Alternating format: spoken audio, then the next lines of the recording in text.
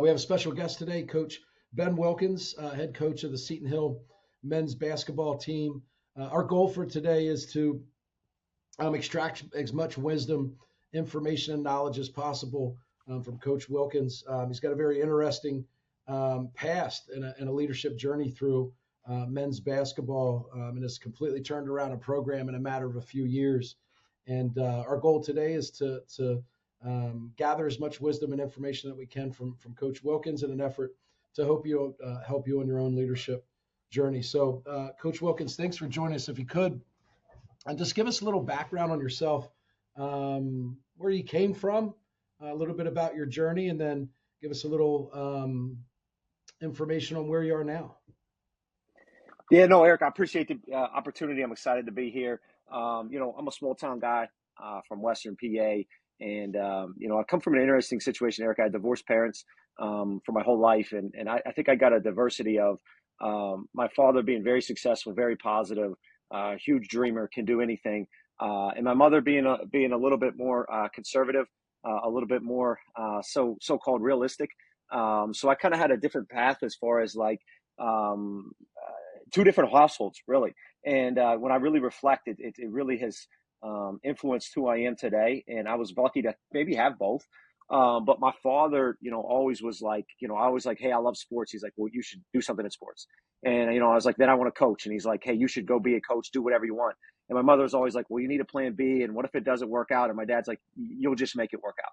And I think to have that was positive. But then my dad was an extremely hard worker, right? Like he hitchhiked to college in Iowa from Western PA, hitchhiked back. He did things to be very successful in his journey. So I saw hard work plus optimism, right? And I think you need both. Like sometimes you could be optimistic, but don't work hard. It doesn't matter. And so for me, I went to NC State, never visited the campus, Eric. I got a chance to be a student manager. I was an okay basketball player, but I was one of the coach. So I went there to learn basketball. And I got very lucky to be in an environment with Herb Sendek, who's one of the best coaches in the country, and other guys like Sean Miller, John Gross, that have been high major head coaches, were on staff there.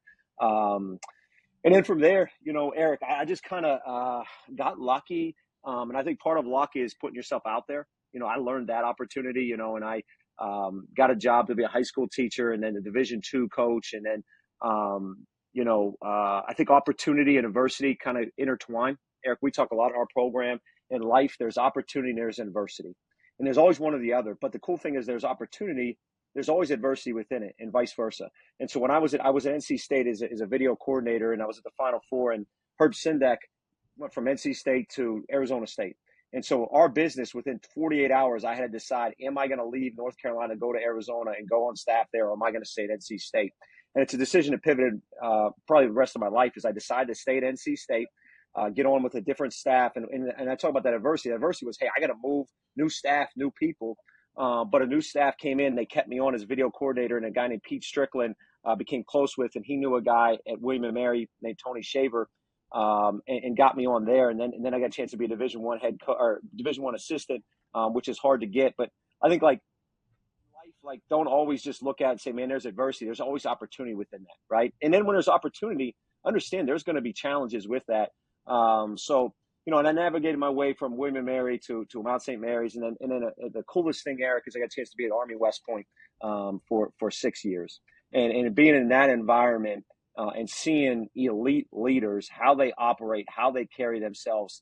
And then, it's the premier leadership academy in the world. So seeing how West Point teaches our 18 to 22-year-old men to be officers in the Army. It's the place that's graduated the most COs. People only think military if you don't know it, but it's a leadership factory. And so seeing that hand in hand and seeing, Delta Force guys and Army Rangers and generals operate was unbelievable. I had to pinch myself, small guy from Western PA, being there and learning. And then, I got an opportunity to be at Seton Hill, which is about 35 minutes from where I grew up. Being back home has been really cool. And then honestly, Eric, I think I've probably had a little bit more self-awareness of who I am, of why I'm here. When you leave a place for 20 years and you come back, when you pass certain places, different memories come up, good and bad, and I think you got to really dive into those, Eric. And it's really helped me reflect about who Ben Wilkins is as a person, where I came from. So I jumped all around Eric a little bit, but that's a little bit of my background, kind of where I've started and where I am today. Yeah, interesting enough. Um, it's really crazy to me as I used to move a million miles an hour, and I had all this stuff I wanted to do, and I had a tight knit group of people, and there's like 3 or 4 people I had close relationships with. And recently, you talk about self awareness. Um, there's people that are similar to me, and I get good energy from, and we've had positive interactions, and I've made it part of my now daily routine is to express interest in developing those relationships further and to slow down a little bit. I think it's one of the things, like you said, about self awareness, that as I've gotten older, and I never moved away. I still live within 2 miles of where I was raised. But it's amazing the people that I have either just a good instinct about, right? Like you meet people sometimes you're like, no thanks. And other times you're like, yeah, I think I'd be okay if I got stuck somewhere in a bad spot with this person. I feel like we'd make it out. The background that you talked about with divorced parents, that is precisely how my son grew up. And he recently said to me, I don't know, we were reflecting on it maybe a year ago, and he said, like, it was amazing for me to have two very contrasting situations where, I was an entrepreneur since he's been born, and you got to be thinking positive and being encouraged as an entrepreneur because there's a lot of ups and downs. Whereas mom had always been very conservative, right? Like, hey, I'm going to operate in this space. I like it here. I'm not really going to think too big because I don't want to be disappointed. And she's still there, but very happy. And at the same time, great households. He was safe everywhere he went. He was loved everywhere he went, but he solved two very different approaches to the exact same situation. And I do think it gave him a better context, right? And he gravitated towards, hey, I'm going to push, I'm going to believe, I'm going to be bold, I'm going to encourage. Neither one of those is right or wrong, but I think it was easy for him a lot of times to say, I like this better than I like this, and I'm going to move in that direction. And I think, although we oftentimes frown on a non-conventional childhood where you don't grow up with both parents and all that good stuff, to your point, where others look at that as adversity, it turned out to be an opportunity for you, and took advantage of it. And it turned out to be an opportunity for him. I think he turned out to be a good young man with a bright future, and hopefully can have similar success that you've had. But I want to talk a little bit about at Seton Hill, specifically with leadership. Prior to you getting there, they won 3 games. Your first season, you won 16.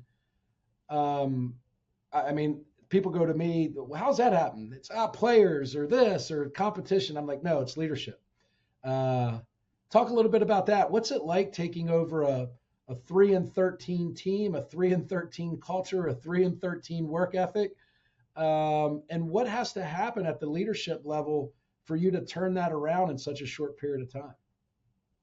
Um, yeah, I think it first starts with Eric. When I got here, it's always about the people, right? Any business you're in the people business, and Sure. I think you got to understand that it's about relationships, it's about getting to know the people. So instead of me trying to fix anything, or I wanted to to open up the hood and see what I was getting into with as far as the people. So the first thing, Eric, was I spent a lot of time. My first week was nothing, but I took at least 30 minutes to an hour with each player. We walked around the track. I'm a big walk guy.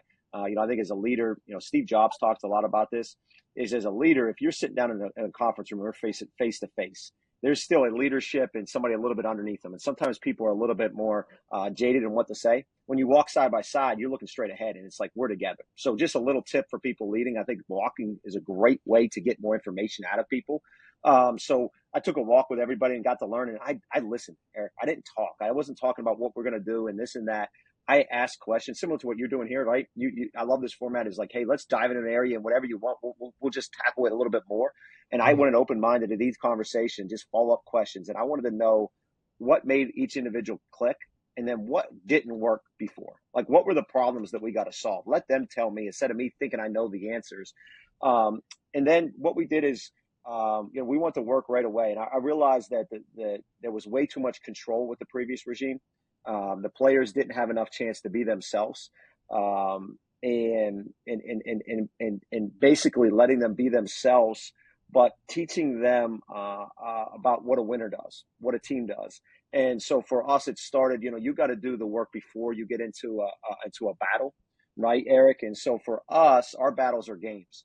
And so for us, when we got here, in the fall, we spent every other week for an hour and a half in a classroom. And we would talk leadership. We'd talk, what does a winning team do? We'd take videos. And again, it wasn't me lecturing, Eric.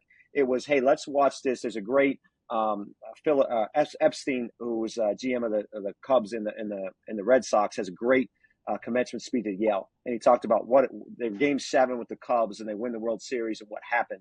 And so we show that. We have him talk. This is what a great team does, and then we have the team dissect. Hey, what is a great team, and what So it's not Ben Wilkins. It's them learning to talk with each other and get the most out of each other, and then.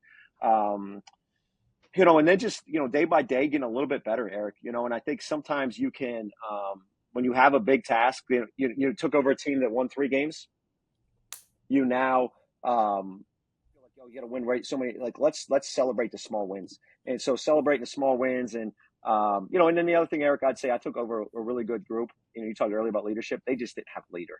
And, I was lucky because I had great kids that had high character and wanted to work hard. So for me, it was just giving a little bit more direction within freedom. And I think, one thing, Eric, that Pete Carroll talks about, and I believe so strongly in, that you need to be able to be an individual within a team setting. And so I think, I learned at West Point, like sometimes West Point people in the military, it's like boom, boom, boom. Like they let them be a little bit more of an individual than people think, as long as it's for the same mission as the team. And so like that's the balance, because if someone can be authentic to themselves, you're going to get the best version of themselves. It can't be selfish. It can't be. And that's where like letting those guys be really authentic. And so I made little decisions, Eric, and I'll give you a real little one. Like everything here was ran like the military. And so for us in the weight room, it was like, hey, you just have to wear a Seton Hill t-shirt. Coach, we all got to look the same to be a team and this and that. And I'm like, just because you look like a team doesn't mean you are a team. And so I started to try to break down things so the guys could be a little bit more authentic, because some guys want to lift in a long sleeve. Some guys want to cut off. Some guys like a dry fit. What does it matter? Like, can we form a real team, not a team that's perceived as a team? And so like just breaking those down day by day. And then, Eric, the last thing I'll say is, everybody wants people that they want to speak up. They don't want yes men. So you have to give your people that you lead chances to talk. And so one thing I learned right away, Eric, as a head coach, I'd speak to our team too many times. There's too many times. And so like, I got to eliminate some of these times. So after practice, most times a head coach comes in and they talk about what went well, what didn't go well, and this and that. So I was like, after a couple of days, I'm like, I'm talking to these guys way too much. So we bring it in now and say, who were the culture guys of the day? So the first day was crickets. They're like, I don't know what to say. No one's thinking it. And the second day, 1 or 2 guys speak. And now when we come in, right away, there's 9 hands up. Hey, Eric right here, I was struggling to shoot the ball. He really encouraged me. He kept me upbeat. Coach Cade, he did a good job today. He's been working on a stride stop. He had a great stride stop finish. So what I found by that is, those guys are empowered to now talk. And they're giving positive feedback. So how many times in life has somebody helped you and you never told them that action helped them? So now you're in a way that, hey, man, I know that I did something to help, so I'm more willing to do it to other guys. Or I heard someone else talking about, hey, this really helped somebody. I'm going to do that for somebody tomorrow. And so I think that's one of the biggest things, maybe the best thing we do for our culture, Eric, is empower our guys after practice. And I'm going to be honest, when I first did it, I was like, well, 3 weeks in, we're going to say, hey, who accountability? Who do we need to like? Who's not doing what they need to do? And then I was like, this is so positive and upbeat and positive. Why am I going to bring a negative into it? Why do I need to bring that negative in? And then what I do, Eric, is sometimes what you don't say is important as what you do say. So now all of a sudden, if someone goes 3 weeks and no one says anything about them culturally, I'll bring them in and say, hey, after practice, why do you think no one's saying anything positive about you? And that way, it's like almost what the guys aren't saying is more powerful than what they do say. Eric, again, I bounce all over the place, man. My brain goes. So I just, a lot of things that maybe, that helped us take over a program and flip that culture right away. But we inherited great people. I want to make sure that's the number one thing. Like if you don't have good kids, if you don't have good people you're working on, you got to get rid of people. I think you got to be slow to hire, quick to fire. And like, I was lucky. I took over a group. I didn't have to fire any of the kids because the kids were awesome. But I was lucky with that. And I give those guys all the credit there. I'll share something with you. We just went through an exercise. We do it once a year, and we look at our core values, we look at our mission, and we look at the purpose behind our work that we do here. And we want to make sure that that hasn't changed and everybody's aligned with it. And as we went through our core values, we felt like there was something missing that everybody required, and it was this accountability. And oftentimes, right, there's like, I'll go in sometimes and I'll write like on a dry erase board the word accountability.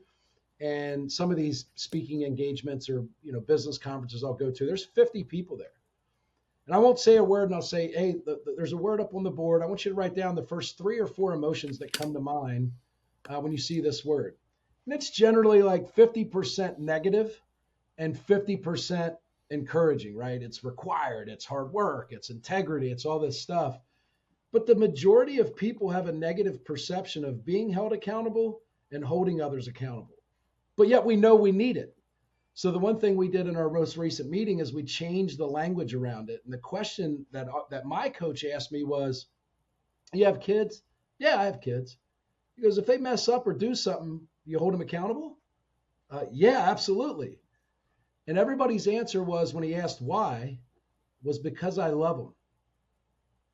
So what we decided was, we hold people accountable that we care about. We avoid accountability when we don't care about people. So one of the best ways you can profess to someone that you love them and you care about them is to hold them accountable, right? So like, I love the fact that you allow that accountability to be positive, right? It should be received as, hey, if someone's calling me out for not my best effort today, or they're calling me out for being a little bit selfish with the ball, or they're calling me out for not putting in extra work outside of practice, it's not an attack. That's someone saying, hey, I care about you. I want to see you do well. And as a result, I'm going to speak up so that you're not blindsided by this, right? And I think and one of the things I want to ask you about is, like, Camden told me that you guys are very receptive as a coaching staff to accountability. It's not like the accountability only flows at the team level or from coaching down. He's like, oh no, if the coaching staff overlooks something or makes a mistake or didn't draw up the right play, they're the first to say, hey, sorry, we let you down. We're going to work harder in the film room and be more prepared so when that situation comes up. But talk a little bit about that. Like, and for me, I've found that the only people that resist accountability are people that lack humility. And when you talk about good kids and good people, how do you, in this recruiting environment that you're in, make sure that you bring in good kids, right? That are good culture fits, that are willing to hold others accountable and be held accountable. And then speaking of winners, there's another winner down there, Coach Cade. Good to see you. It's the first time I've seen that backdrop there. I like that environment where where are you at? So I'm on remote location. This is the University of Virginia boathouse for their rowing teams. Nice. So there's rowing camp going on at Blue Ridge right now, and I was helping assist with getting the rowers to their camp down at the reservoir. And the director of the program said, "Oh, no problem. You can use my office for the call." So it's pretty cool. I mean, I just have learned about rowing probably the last 5 or 6 years. Watch Boys of the Boat. Maybe you guys saw that movie or read the book. Looking at some of these pictures in here, you see it's pretty intense. It's pretty, but talking about, I can smell the history through the video. There's like, I just knew there was something important going on back there, but it's crazy. Like when we talk about teams and we talk about leadership, Frank Biller, who's the coach and the director here, we'll get him on the show at some point. Like when he talks about what it takes to be a rower, it's amazing. Because we're talking about all these team sports where there's glory and there's glamour, and you get, and he's like, Cade, rowers have got to be the most boring dudes. They got to hate, they hate everything in terms of they wake up at 4 a.m. They just, they grind for 20, 30 minutes with nobody caring, no one watching them, no one talks about them, and they just beat their bodies, to death, like every day out there. And then they do it again the next day, and they do it again the next day. Either of you guys ever been on the rower at the gym, the rowing machine? The erg machine. I try it. It's Oh, a workout. It is a workout. yeah, I do it. 500 meters takes me 2 minutes, and I have to like keep my feet in the stirrups and on the handle for like a good 30 seconds after. It is, yeah, it's brutal. No. It is brutal. Hey, well, one of the things that Ben just talked about that I think is big, and we talk about this all the time about authenticity, and as a leader, and I think we all have seen situations where a leader is being fake, right? They're not being themselves, whether because of some job description they have or some authority figure over them. Maybe it's an athletic director, maybe it's a boss, maybe it's a supervisor that wants them to do things a certain way, and then it's not them, right? It's not them, and they start quote unquote leading but not being authentic, and their followers, whether it's their employees, their players, their children, they see that, right? And they don't jump on board. And what an important thing, I know I've seen it firsthand, as a coach where I was an assistant coach, and my head coach wanted things done a certain way, wanted things done with a certain personality, which was not me. And being obedient and just following what I was told to do, I tried to wear that hat, and impact was not being made, right? When you're not being authentic.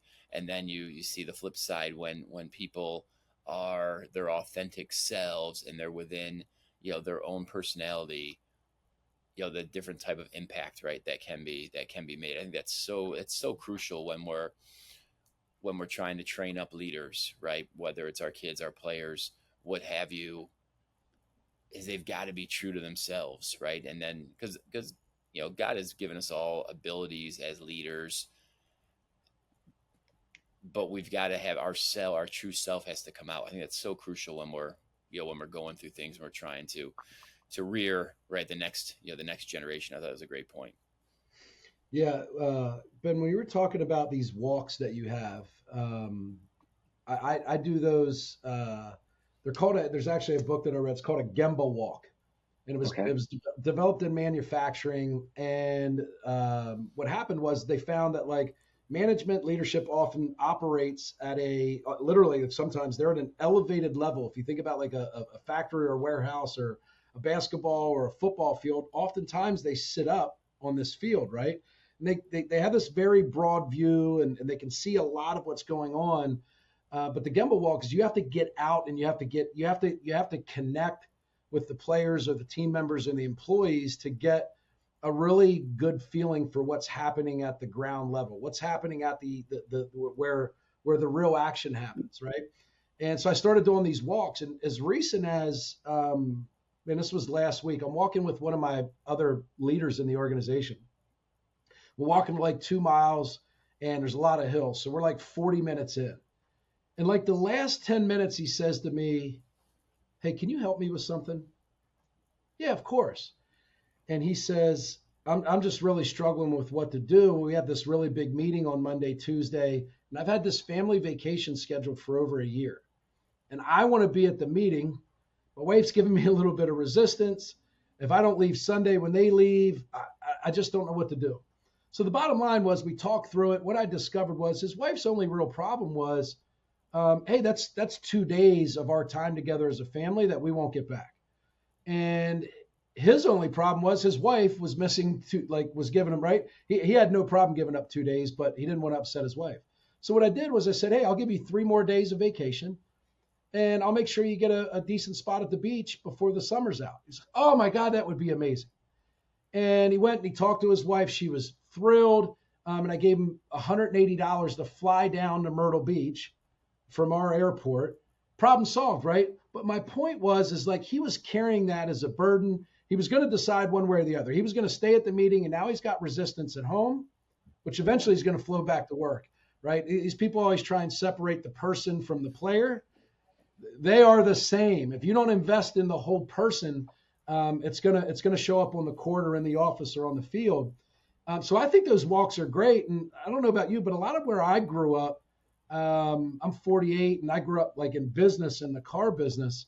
You didn't do that. Business was business, personal was personal, and a walk was like, I don't want someone to bring up something about their personal life. But share a little bit about maybe where you got that and how you feel about like, during those walks, giving a person a voice. And I think you had mentioned like what's important to them and then connecting that. Like in our business, I need to figure out what every person's personal driver is, and then it's my job as a leader to connect it to their work. Like, hey, if you do what we need you to do on the court, you're going to get what you want, and we both win. But talk a little bit about where that came from and how did you know to do these walks? Because I would tell you, in most cases, I don't think the majority of coaches come in there. They have a plan, right? They already kind of know the players and their skill set and all that stuff. They've watched film. They know exactly what needs to be done. And if they could just get the people to do what they tell them to do, they'd be fine. Your approach sounded much different. Where does that come from? The honest answer, Eric, is I don't know. It's developed over time. I'm a pretty avid reader and take things in, and I'm pretty inquisitive. So for me, I think it's probably over time learning, okay, how can I do every aspect better? I always say, like, how can I do it better? And so, like, over time, just learning, okay, how can I have a more impactful conversation with the young men I lead? And so it's probably step by step. We talk about small, slow, daily around here, how you get better. So it's probably some slow steps around the way.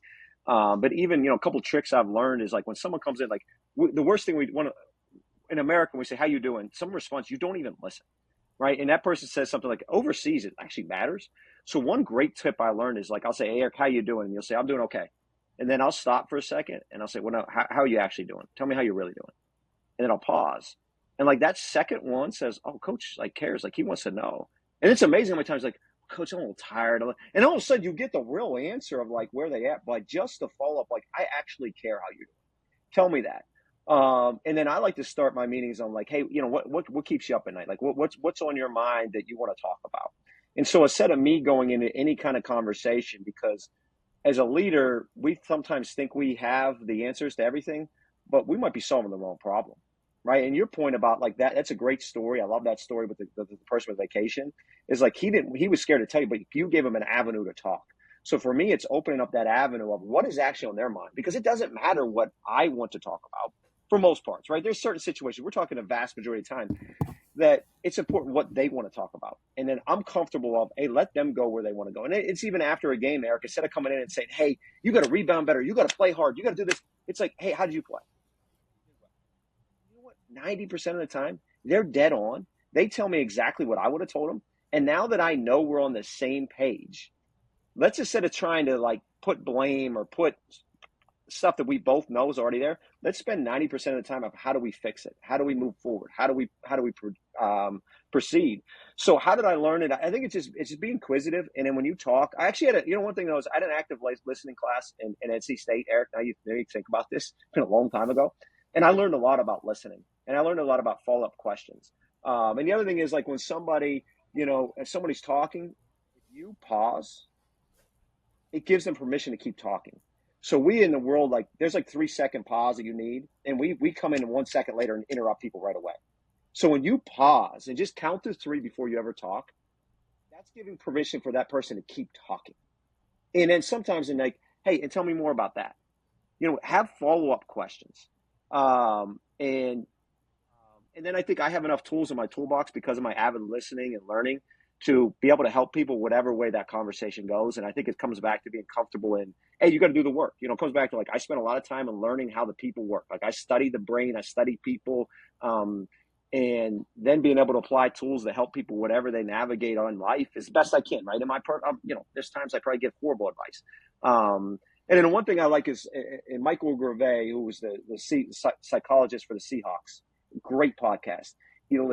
I love this. He talks about don't give as much advice as ask great questions and let them solve it themselves. Because your point about that's a great question. The situation, I'm going to go back to your vacation situation, right? If you're trying to solve the problem for him right away, he's going to view it differently than Ben will different than Kate will different than Kate. Everybody's going to view it different because they have different North Stars. Everybody's different. By asking the questions that you asked, Eric, you say, like, why is it a problem? Tell me why from your wife's view, from her view. You're finding out perspective and then giving advice. Sometimes people jump in on advice, but the advice you're giving is from your background. It's from your experiences and about who you are. Well, that person in front of you is a whole different person than you. So you need to find out who they are. How are they answering that question? So, those are some of the things I think about. But I talk, one of the things is when I go in and talk to a player, I want about 25% I talk, 75% they talk. And if I air anything, I want them talking more than me asking more questions and me listening. Because a lot of times the answers we need are inside ourselves. We just need somebody to get them out. And I'll leave with this too. There's a sports psychologist, Dr. Z, worked with Eli Manning. He's elite when I was at West Point. Once a month, I'd go talk to him. And Eric, anytime you're always struggling with something, you go and you're struggling, and I'd feel $1 million when I left there every time. And then I'd look at my notes and I'd reflect, and I'd be like, damn, he didn't say much. Like, he talked like 10% of the time, and I felt so good. Like, I felt like he solved all the. But I learned, like, well, if he's making me feel that way, like, how can I transfer that to our players? Of like, it doesn't have to be me. I don't have to have all the answers. It's sometimes just listening and getting questions out and giving them an avenue to talk is the best part. Yeah, that's amazing. And if you're an avid reader, if you haven't already read this, there's a book called Crucial Conversations. It's absolutely life-changing. I'm reading it for the third time. And basically what happens is, I'll crystallize down to that. After I read the book, to your point, what happens, here's what happens. The side of the brain, right, that controls emotions is not connected to the side of the brain that controls language. So like, as humans, we literally lack the ability to articulate how we feel. So we choose words that are descriptive. It's like, we may use frustrated, but really we mean embarrassed. We choose angry, but really what we feel is unappreciated, right? We literally, they're not connected. Like, the two sides of the brain do not work together. So we feel an emotion, and we don't have, generally speaking, unless we practice it, which almost nobody does unless they're a leader or a speaker or a psychologist or behavioral therapist, lack the ability to say how we feel. Now, on the other hand, we're talking to someone, right? And Coach Ben just talked about this. Most people are bad listeners. They're listening to respond, not listening to understand, and they won't ask a follow-up question. So here's what happens. 90% of people are walking around inaccurately describing how they feel or what they want, and 90% of the people they're talking to aren't listening. So we're all walking around saying the wrong stuff, listening and hearing the wrong thing and acting on the wrong thing. One thing you can do to be a great leader, I can't believe you said this. It's so crazy to me. It's the second time now. We have a real estate conference I go to, and our rule is ask how you're doing 2 times. It's a rule because everybody does. Yep, great. And then when you ask the second time, I don't know about you, but 3 out of 4 times, they're not okay. Mm-hmm. We've just gotten conditioned, particularly as men and in the United States, to put up a facade. We're okay. You're supposed to be tough. We don't talk about our problems or our feelings, right? And I don't know about you. I've learned I believe that for about 40 of my 48 years, and it's only been recently that I've been willing around the right people to be vulnerable and talk about how I feel, because it's really the only way it's going to get better. But it's amazing. Good book, Crucial Conversations. And my lesson from that was this. It's this mantra that goes on in my head. When somebody says something to me and I don't like it, right? Or I want to argue with them, or I want to prove they're my point and get them to agree with me, I ask this question. Am I responding to the circumstances and the situation that's actually happening right now? Or did I bring a bunch of my BS from my past to the situation when it doesn't belong here? And 9 times out of 10, the way I'm feeling, like Coach said, was, hey, someone else 4 years ago said that, and what they meant was they were going to try and cheat me. Or they did that and they did it. We bring so much of our baggage and our past experiences to situations. And the majority of the time, your point of reference and your experiences are completely different than the other person's. So another trick that we use all the time is I'll just repeat what they said back to them. So Coach Ben goes, hey, we're not working hard enough. And I'll go, not working hard enough.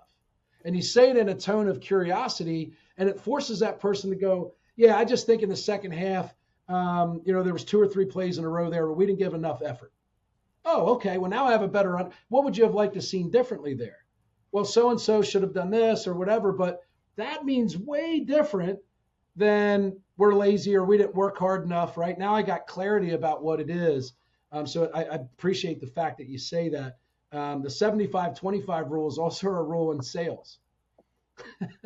Like, if we actually grade their sales calls and we record it, and it's if the customer didn't speak 75% of the time, they go into role play and training on that particular topic. It's an automatic trigger that they need additional training. And the nature of that is, in my experience, and this is where a lot of leaders, again, this is in Crucial Conversations, when we speak, we feel important. Everybody wants to feel important, right? Well, the problem is if there's two people, only one of you can talk at the same time, or only one of you can talk. So if you're speaking and you feel important, how's the other person feel? Unimportant. Yeah.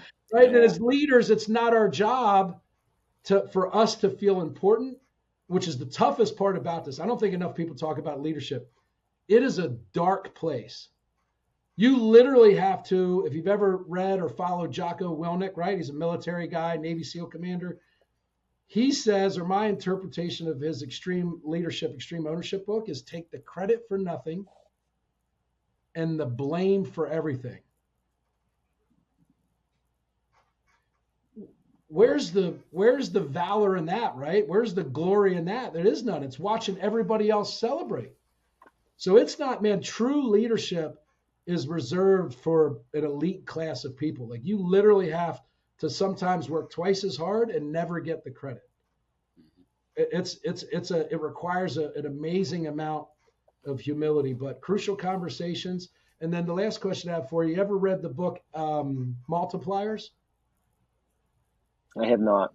So it's a great book, Multipliers. And what it talks about is what you're doing, Coach Ben, and what you're talking about, and what I've seen Coach K done is you've built a culture of leaders, right? They're leading and holding each other accountable. They're raising their hand and said, I didn't do this correctly, or so-and-so really was a culture guy today. He was clapping everybody up. He gave discretionary effort. Normal leaders, when they don't do that, when they don't allow other people to lead in their absence, we become what they call accidental diminishers.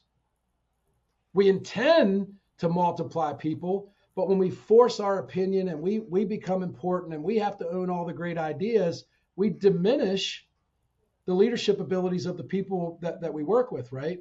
And actually what they call it is a banyan tree. And if you ever get a chance, if you're listening to this or you guys get a chance to Google a banyan tree, it's this it grows in like coastal environments. It's this massive tree that is so strong and its roots come up like 2 feet above the ground, right? Because it's got to have these massive, strong roots to support this big tree, but nothing grows under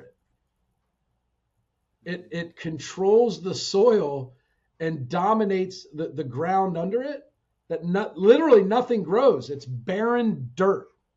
So it's this big, massive tree. It looks amazing. Nothing grows under it. So in the absence of what Coach Ben is talking about, what Coach Cade referred to, you'll be a big, strong leader that looks great on film, right? Like physically, you got these, no one will ever grow under you. And that's just, in my eyes, that's mediocre leadership. That's like positional leadership. People follow you because you're the coach, you're the boss, you're the manager, you're the senior person on the team, but there's not buy-in. They're not given discretionary effort. They'll work as hard as they have to not get in trouble or not get fired or not get cut.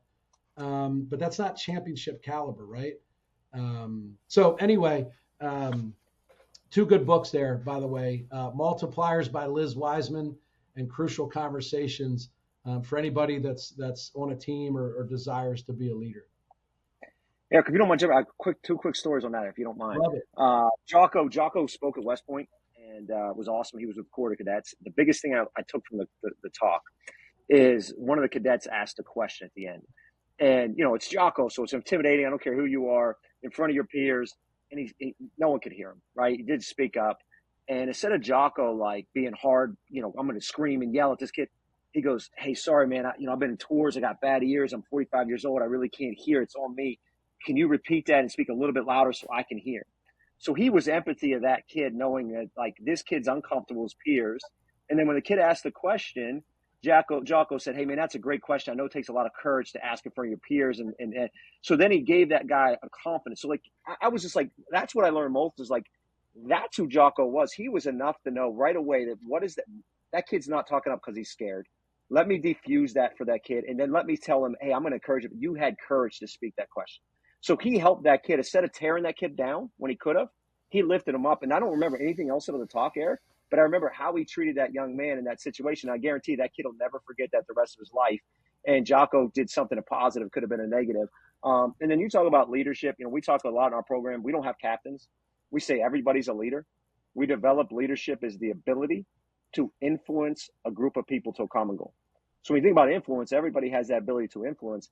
And we had a tragedy this year. We lost a 25-year-old assistant coach, died of cancer. And you talk about not knowing what to do, leadership. I had no idea how to lead a group. I couldn't lead myself, yet alone lead a group of young men.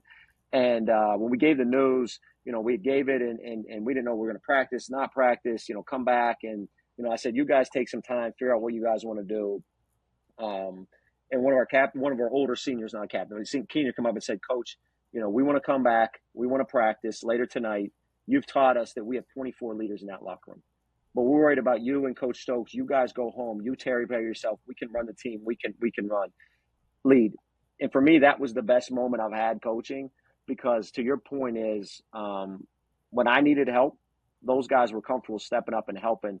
You know, lead us and take us. And I was vulnerable enough to say, I don't know what to do. I didn't know what to do for about three weeks, to be honest. So just wanted to share a story about leadership. And I think it's important to value everybody. And then when you need them as a leader, as you said, it's a dark place, right? And we don't do this alone. And so when we need the people to step up and help us, if you empower them along the journey, they'll be able to help you because as a leader, I don't care how high you are, you're going to need help at some point. And I needed it, and our guys were there for me.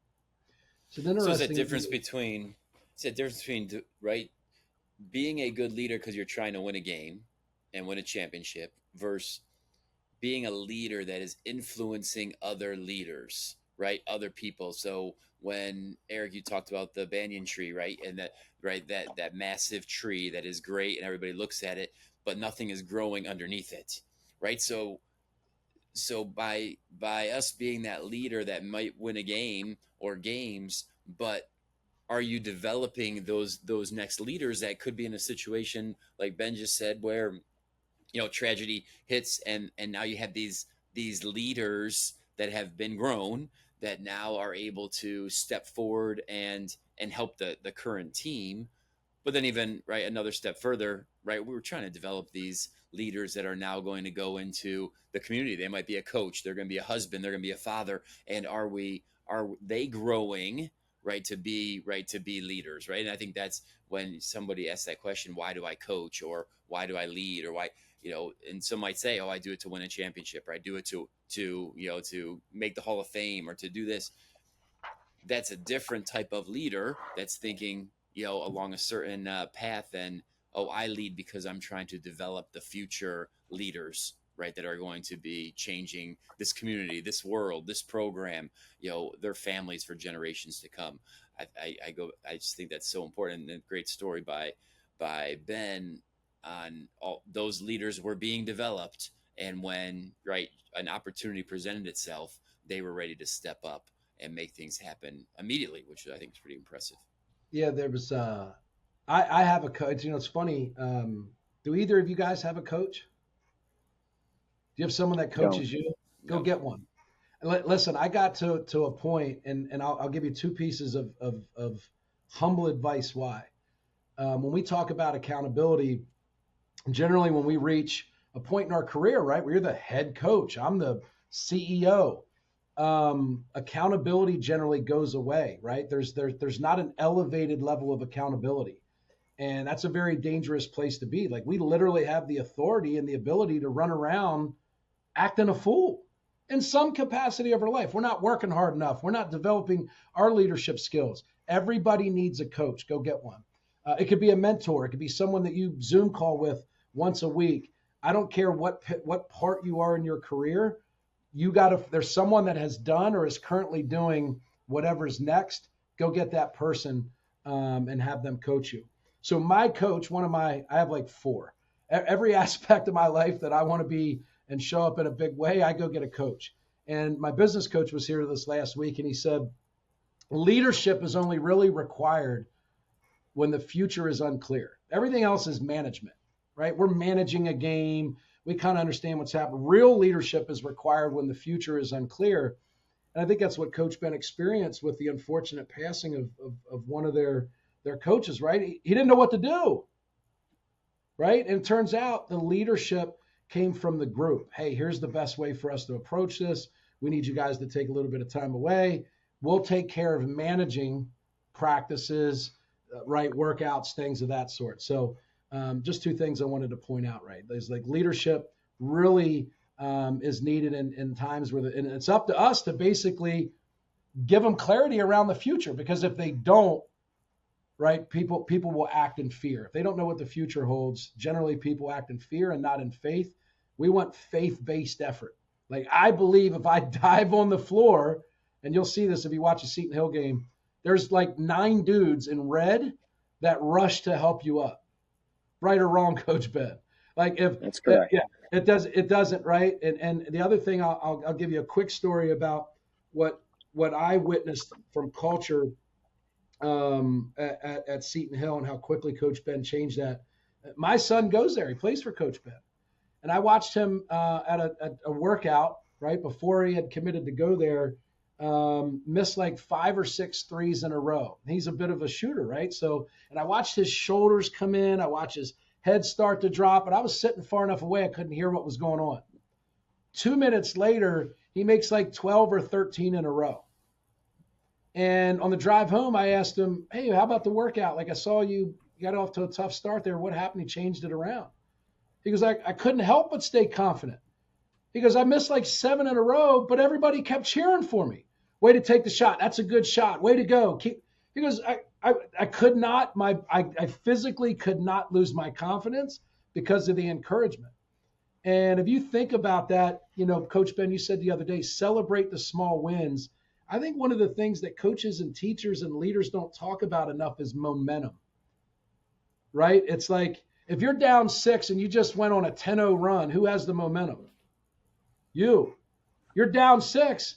But who in that moment you go, they're going to win this game, right? Momentum is something that's not often like measured, because you don't have a scoreboard for momentum, but it's a feeling.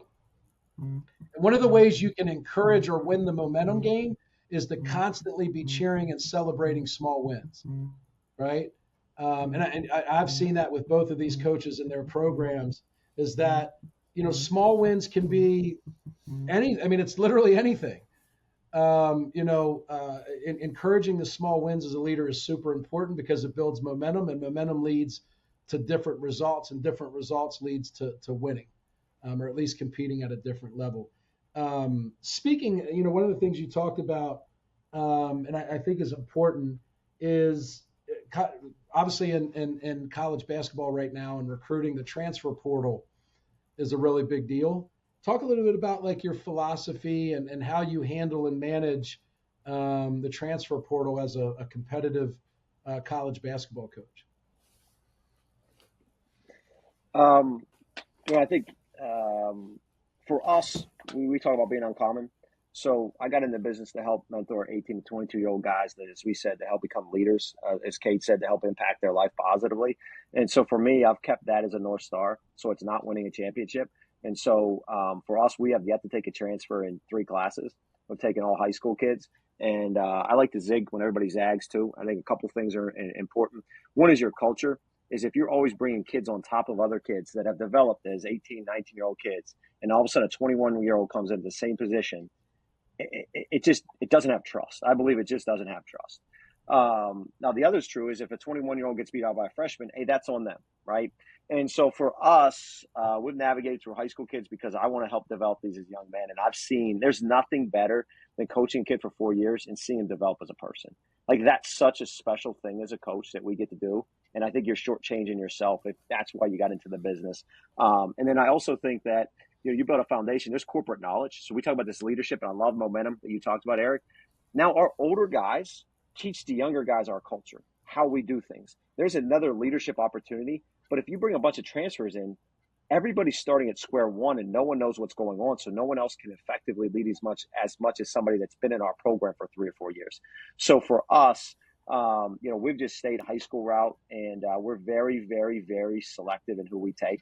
And my staff probably gets mad at me because how many times on one phone call I've done with a kid because they're just not talking about the right things, or the parents aren't talking about the right things. And for me, it's I spend probably more time evaluating the parents than the kids. And then obviously having some relationships. I mean, Cade being one, high school coaches I've known for the years that they don't BS me, right? And they'll tell me, hey, straight good or bad, what a person is. And then when I get, your son Cam, he's exactly what Cade said he was. And Cade says some everybody has faults, right? So some things that, hey, he needs to work on these. He was right, and that's okay, And for us, it's just that bringing people in. We talk about, I said hire slow. For me, it's players are hiring, so we're very slow and very deliberate in who we bring into our program. But it's just how we develop them. I just believe that's the way to go. Now, I'm not knocking anybody who does. Most people go transfer, and will we bring one in here or there one day? Probably, but we're not going to build a program around it. But I also think developing, I'm more excited than I want to admit for next year's team. And I think we're building a really talented team with great culture doing it this way. So why would we change? Yeah, and the important part of that is I wanted to trail on what Coach Cade said earlier about development. It's hard to develop a fifth-year player. Like the development's already happening. You're benefiting from it if you've made the right selection. But I thought I knew the answer to that question, and I wanted you to elaborate on it a little bit, is that your North Star is to develop young men into leaders. And winning should be a byproduct of that, but it's not. They're in that order somewhere, but the North Star is to develop young men. And I think, as a business owner, I can tell you a lot of times I hear coaches or leaders say, hey, it's really hard to find good talent or good employees or good leaders. Do you have any problems finding like culture fit, good players? No, and that's what's crazy. You're right, Eric. Everybody's like, oh, it's these kids these days, these kids today. Man, I'm like, I talk to my buddies. I'm like, I love my guys. I got no issues with my guys. They work hard. They're in the gym. They're great teammates. They're all this. I agree with you, Eric. I think it's excuses. Everybody loves excuses, right? And it's the common one. Like, because if you give an excuse, you give it one time and you have it the rest of your life. If I think we can bring in great high school kids and we can develop them and have a great culture, each year I have to work really hard to get those type of kids in our program, right? But that excuse is one time. You just give that excuse one time, and that's what you have the rest of your life. It's like people are overweight, like we're overweight. It's like genetics. Well, genetics is a small part. If you eat well and you work out and stuff, you're not going to be 350 pounds. And that's not like, you don't have to be, look like Michael Phelps, but you're not going to be on 350 pounds. But if you give that excuse one time, the rest of your life, hey, I weigh 350 pounds because of my genetics. It's not true. It's not true. Yeah. We have a rule around here similar to that, is you get to complain about somebody one time. And the reason is that by the time you've complained twice, you're now the problem, because you either haven't coached them up, you haven't replaced them, right? Because if we've complained about somebody 3-4 times and we've coached them and we gave them the pathway to improve, sometimes you got to make a decision to let somebody go. They're not a good fit, right? But the majority of the time, if we've complained about somebody the second time, it's because we haven't coached them. We haven't restated expectations, and we haven't given them the training or resources that they need to improve. Inherently, and this gets me in trouble sometimes, but I believe human nature is people want to do well. They want to be a team member. They want to work hard. They want to win. Now, the difference between wanting and working are two different things, right? Like you said before, you can have great aspirations and dream real big, and if you don't marry that with a good work ethic, you'll always just fall short. But I think when people or coaches complain about the lack of talent or the lack of effort, it's more of a reflection on them than it is their players, right? Like, you were only able to attract low energy guys because you're a low energy leader. You weren't able to attract, someone that works hard because as a coach, maybe you didn't work hard, right? So if you're listening to this and you're a leader or you're a coach, and there's something about your team or your environment that you don't like, the only way for you to fix that is to work on yourself. I'm a big believer in the law of attraction, right? You got to go work on, if you want more money, you got to go work harder, right? You can't just want it and have it show up, right? You got to develop. If you want more players, go out and become a better leader. They'll find you as long as you're doing the work. But I think it's a big reflection. If there's something missing about your team, it's a reflection on something you're not doing as a leader. It's not a reflection on them, which Jocko will tell you about, right? It's one of the values of extreme ownership is this constant personal development that becomes available where when you look at a kid and you say, man, he just didn't show up today. This was not his game. He didn't have it. He didn't give it an effort. What's wrong with him? We got to reverse that and go, how did I fail him as a coach to prepare him or give him clarity in his role today? And maybe if it's 97% his fault and 3% yours, you're always going to find a sliver of evidence of something you could have done better as a leader or a coach to mentally or physically prepare them to perform better. And if you compound that over a week, you might not notice a difference. You do that over the course of a season, a calendar year, a decade, those little wins like you're talking about, right? Where you go, you know what? I could have done a better job in the film room. I probably didn't spend enough time on how to close out games with less than 6 seconds left when we're on the defensive end and they got a shooter, right? I'm going to work that back into our practice and make sure that we spend the last 5 minutes of a practice for a month doing that, right? You do that over the course of a year or 10 years, those small wins add up. So, yeah, I love that. And to Eric, if you don't take your part of the blame, you're losing your opportunity to grow, right? And so like we all need to grow. And if you're just always blaming the other person in any equation or uncontrollable in that situation, you've lost your opportunity to grow.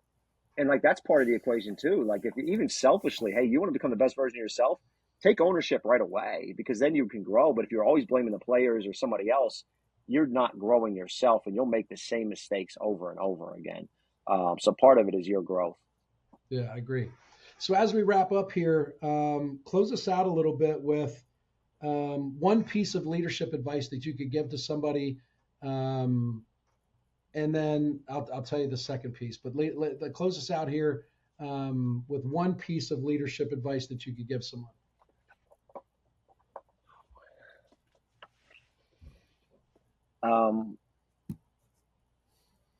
You know what? I'm gonna still. You know what? I like what you said, Eric. I want to make sure we say it again. No one makes mistakes on purpose, and I believe that everybody has a lot of good in them and wants to do well.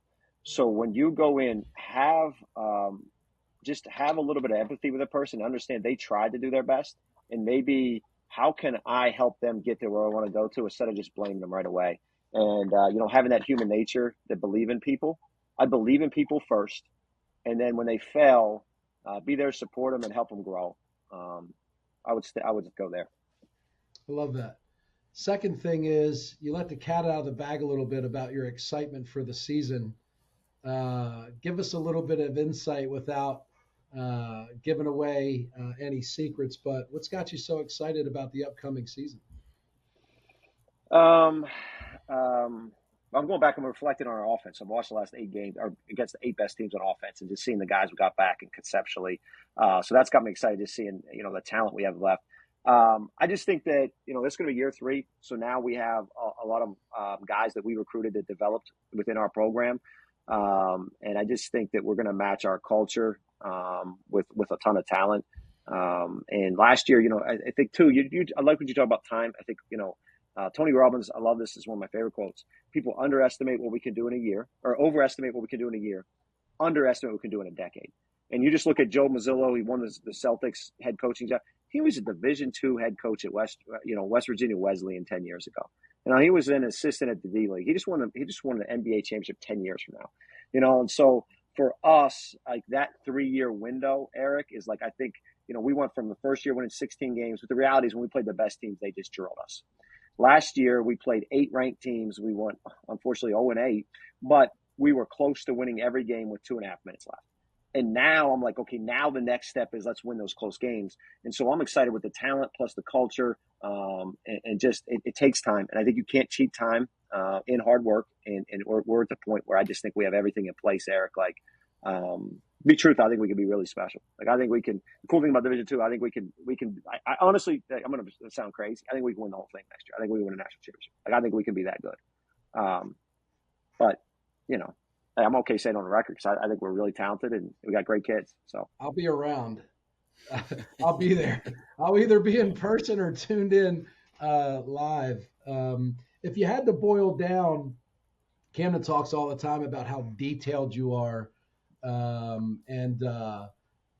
When you think about, you said the last 2.5 minutes, fundamentally, what changes throughout the course of that game or in the last 2.5 minutes that as you reflect back on those 8 ranked teams, what changes on your end, or what do you do differently or more of or not do during that game or those last 2.5 minutes that gets you to 4-4, 5-3, or 8-0 against those teams?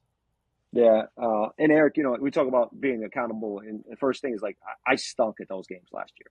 Like, when I look at myself, I wasn't very good as a coach that year. And I wasn't in enough those scenarios being 2 years as a head coach. So I've reflected a lot. Next month's study is to watch all those games and really dissect my decisions and where was I at. So I think it starts with I have to be a lot better. And some of it I have to have a more clarity going in. I didn't have enough clarity going in those last 2.5 minutes. What actions do we want to run? Maybe sometimes who wants to be on the floor. So I have to be a lot better with that. And I was on a Zoom call with a bunch of D-League coaches the other day, and I actually posed to them. I said, someone said, any other questions? I said, yeah, I'm terrible in these situations. What advice do you have? And so I think part of it for me is diving in and, like, I got to be better. And some of it, the best thing someone said to me is, and this is a good self-reflection, is we play a free-flowing style. I give our guys a lot of empowerment. For whatever reason, in the last 2.5 minutes, I probably got too cute as coaches. I tried to have too much control, and I didn't trust our guys in the biggest moments. And when I'll be honest, like, I didn't feel it, right? I didn't do it consciously, but subconsciously, that's when I did. And so for me, it's like having a safety blanket. Like, we have a player, Demetrius, who's really good at empty ball screens. He's an elite passer, gets everybody else shots. Then someone's like, have a safety blanket you can go to that your guys are comfortable with. Let the players make good plays and the plays they're positioned with. And I'm like, well, he's so good at empty pick and rolls. Put Demetrius in empty pick and rolls and trust Demetrius. And so I'm giving you, again, I'm long-winded. Sorry, Eric. I'm giving you a question, but that's a self-reflection for me. I have to be better in those situations. At the end of the day, if I expect our guys to be better, I wasn't very good. And, and then during the year, I started making a decision journal. So after each game, I would make all my decisions at the end of the game, and not just the decisions I make, how I felt. Because you talked earlier about how you feel really, or Cade made a great point about being authentic and that people read you. So it was like, how did I feel in this situation? Was I nervous? Was I a little here? Was I there? How did that persuade to the guys? And it's like, so I'm trying to really work, not just tactically what I need to do, but how do I need to be a better leader with my mindset and coaching forward, not backwards. So a lot of layers to that question, Eric, but I think it starts with me. And I'm excited to get back in those opportunities because I want to see my hard work in the offseason grow in those situations. And knowing it's not going to be perfect, right? You're not going to go, anytime you try to improve something, you're not going to go from, I was terrible at them. I'm not going to be, I'm not going to be Joe Mazzulla at the Celtics in a year, but can I get to 50% better? Can I then get to 75%? How can I grow in those end of the games and help our guys be in better positions? You bring up the Celtics head coach. What a shot out of a cannon that guy was. He was an assistant, right? Like, nobody knew who he was, at least unless you're a big-time Celtics fan. And, man, just the remarkable way that he responds to his players, the media, adversity. His demeanor never changed. Like, I don't think I've ever seen him smile. He doesn't get worked up. Amazing. But one of the things you would say there, and then Coach Cade, I want you to kind of wrap us up and get us out of here with some final thoughts. There's soft skills and hard skills. And it was like what I heard you say is like 75% of where you need to improve there is maybe soft skills. I'm aware of my emotions. Did I respond differently because I got nervous? And then like some of it was maybe hard skills. It's like, maybe I put this player in a different position or I run an empty ball screen or whatever. But what I heard you say, my interpretation of 75% of it required you to develop soft skills. And then one thing I'll add before Coach Cade wraps us up, or if you have anything else, would be we often look and we put all this pressure on results. We want a different outcome. We want to win the game. We want more points. We want different players. But you can't put pressure on the result. It happens in this order. Your thinking dictates your feelings. Your feelings dictate your behaviors. Your behaviors dictate your outcomes, right?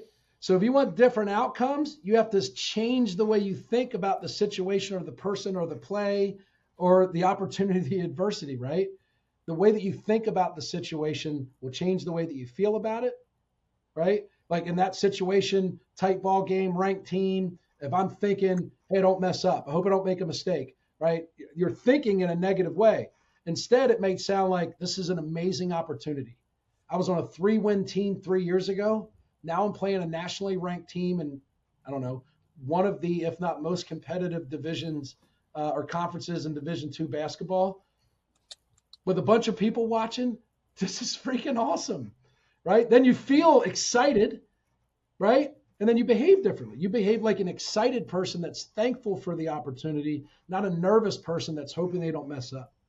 So the last piece of advice that I would give, what I heard Coach Wilkins say was a reminder to me, if you want different results, think differently about the opportunity that you're in, which will change the way you feel about it, which will change the way you behave, which ultimately will give you a different result.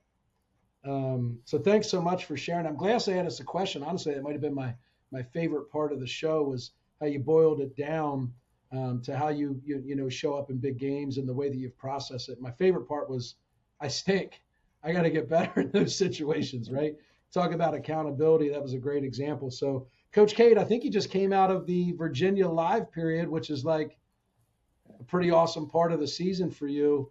Any lessons or anything combined with that and your experience there and what we talked about on this call that you want to use to wrap us up and get us out of here?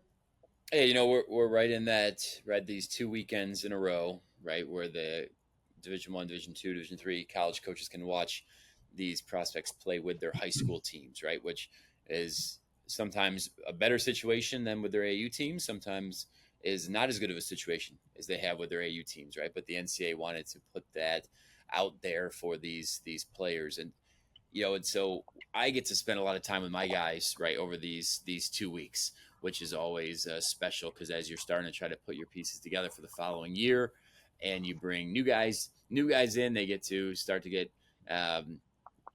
coached up by your staff, but also coached up by your older players.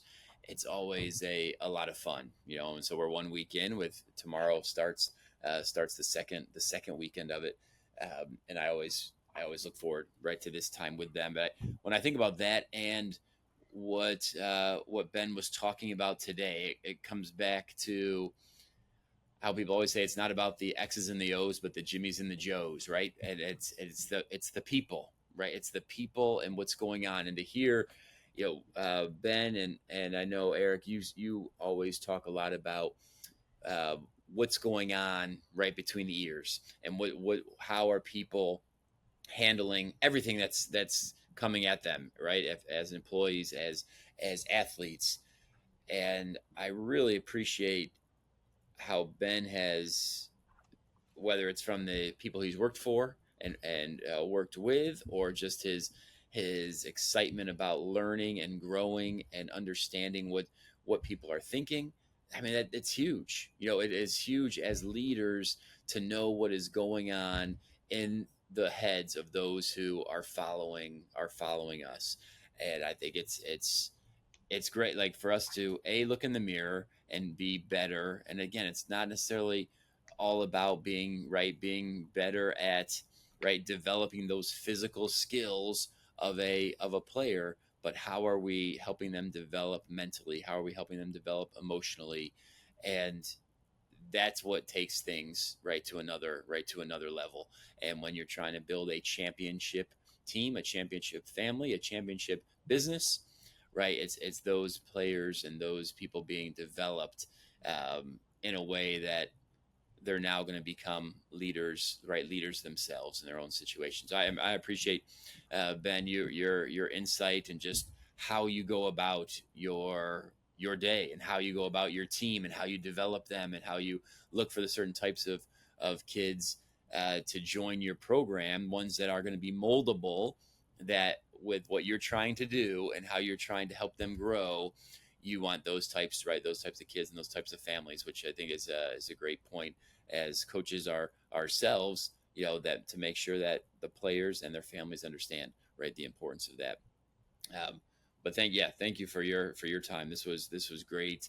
I look forward to, obviously I've known you for a long time, but now coaching a player of mine, it takes it to another level. So it's neat, and I'm even more excited about Cam and others in the future to be able to grow and learn, under you and your guidance. So thank you for being with us today, for sure.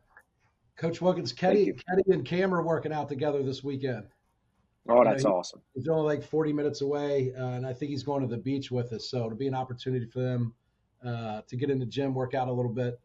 We got a good guy here that does some training with some high-level college guys. He's going to come up and work their tail off for about 3 or 4 days. I think he'll be up here today. So they're in good hands. I'll make sure they're eating well and sleeping and all that good stuff. I'll make sure they get in the film room too and watch some film of their workouts too, because I know you'd want them to be doing that. I love it. So anyway, Coach Wilkins, thanks so much for being here. Coach Kate, it was great seeing you. Coach Ben, where can someone follow you or your program if they want to follow Seton Hill basketball or Coach Wilkins? Good question. I have a Twitter handle. I don't know. It's Coach Ben Wilkins, I think. I don't know. Find me on Twitter. I do. I don't really actually tweet much about our team, more about like culture stuff and leadership. So if you're someone that doesn't like sports, like I'm more of that. Like if I get a good quote or something like that. And then, we have an Instagram, Twitter page, but I think those are the best places to find us. Cool. We'll track them down and then we'll post them on social when this gets posted, and then on all the platforms that the podcast goes out on. But it's good seeing both of you. Thank you so much for your contributions today. We'll see you soon. Thank you, Eric. See you guys. Take care, guys. Thanks, everybody. I don't know if you're going to see Buddy over here. Coach Cam working in the sales room, baby. Cam, let's go. Get it, Cam. You see me? Oh, what's up? Working on them communication skills.